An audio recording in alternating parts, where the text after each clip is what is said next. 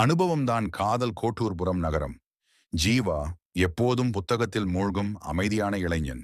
பிரியா சிரிப்பால் எல்லாரையும் கவரும் உயிர் பொங்கும் பெண். ஒரே கல்லூரியில் படித்தாலும் இருவரும் ஒருபோதும் பேசவில்லை. ஆனால் நூலகத்தில் பிரியா தினமும் படிக்கும் புத்தகம் சிறகடிக்க ஆசை. அதே புத்தகத்தை ஜீவாவும் விரும்புவான். ஒரு நாள் அந்த புத்தகம் அங்கே இல்லாமல் போகிறது. ஜீவா தேடிக்கொண்டிருக்க அருகே ஒரு சின்ன சிரிப்பு. இதைத்தான் தேடுகிறீர்களா என்று பிரியா அந்த புத்தகத்தை நீட்டிக் கொடுக்கிறாள். அந்த நிமிஷம் முதல் வார்த்தைகள் ஓடத் தொடங்கின. கவிதைகள் பற்றி பேசத் தொடங்கி வாழ்க்கையை பற்றி பகிர்ந்து கொள்ளும் நிலை வந்தது. காலம் போக பிரியா சின்ன சின்ன விஷயங்களில் சிரிக்கும் போது பிரியா மனம் மெதுவாக உருகியது. ஜீவாவின் அமைதியை பிரியா ஒரு வலிமையாக கண்டாள். ஒரு மாலை கல்லூரி மரங்களின் கீழ் பிரியா மெதுவாக சொன்னாள், கவிதைகளில் மட்டுமில்ல, என் வாழ்க்கையிலும் உங்களைத்தான் நாயகனாக பார்க்கிறேன்.